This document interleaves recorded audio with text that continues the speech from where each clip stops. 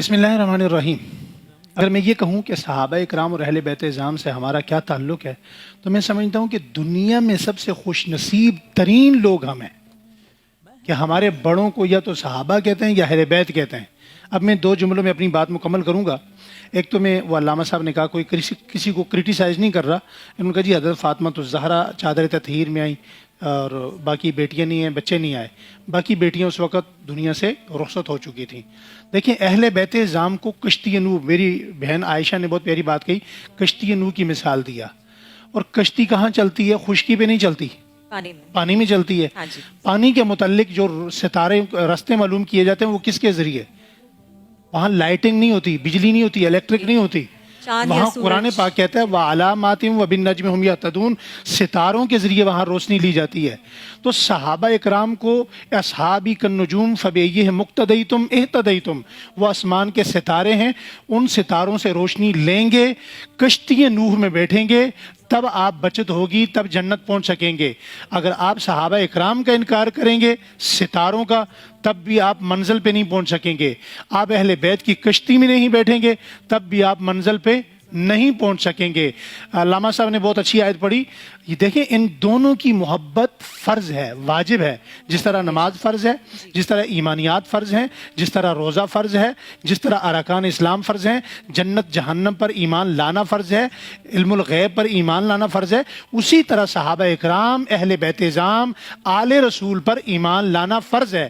اور اگر کوئی اس میں گڑبڑ کرتا ہے تو اسی آیت کریمہ میں جو علامہ صاحب نے پڑھی، محمد الرسول اللہ والذین معہ اشداء علی الکفار رحماء بینہم تراہم رکعا سجدا یبتغون فضلا من اللہ ورضوانا سیماہم فی وجوہہم من اثر السجود ذالک مثلہم فی التوراۃ ومثلہم فی الانجیل۔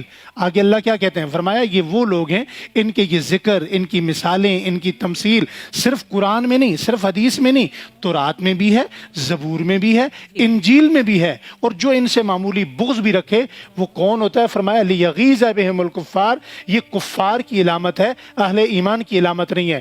میں آخری بات کر کے اپنی بات ختم کر رہا ہوں۔ دیکھیں صحابہ اکرام اہل بیت اعظام کی آپس میں اتنی محبت تھی کہ حضرت حسین سے خوشبو آتی تھی۔ کہاں کی خوشبو؟ جنت کی خوشبو۔ یہ ثابت کہاں سے ہوتا ہے؟ حضرت ابوبکر صدیق رضی اللہ تعالیٰ عنہ سے، حضرت عمر سے، حضور سے پوچھا یا رسول اللہ اپنے بیٹے کو چوما جاتا ہے مگر ہم نے دیکھا کہ آپ حضرت حسین کو سونگتے بھی ہیں، چومتے بھی ہیں۔ فرمایا یار ابوبکر صدیق میں اس کو چومتا اس لیے ہوں کہ یہ میرا بیٹا ہے، اور سونگتا اس لیے ہوں کہ اس سے جنت کی خوشبو آتی ہے۔ دوسری روایت، اب یہ روایت کسی اور صحابی سے منقول نہیں ہے، دوسری جگہ حضرت حسین سے کسی نے پوچھا آپ روزانہ کون کون سے کام کرتے ہیں؟ فرمایا تہجد روزانہ پڑھتا ہوں، نانا کی امت کے لیے دعا روزانہ کرتا ہوں، ذکر روزانہ کرتا ہوں، رات کو اٹھ کر اللہ کے سامنے مصلی روزانہ بچھاتا ہوں، اپنے نانا پہ درود روزانہ پڑھتا ہوں، امیر المومنین حضرت سیدنا فاروق اعظم سے سلام روزانہ کرتا ہوں۔ فرمایا وہ کیسے؟ کہا میں سلام روزانہ تو کرتا ہوں لیکن میں نے بڑی کوشش کی، میں سلام میں کبھی حضرت عمر کو پہل نہیں کر سکا، ہمیشہ سیدنا فاروق اعظم رضی اللہ تعالیٰ عنہ سلام میں مجھ سے پہل کرتے رہے۔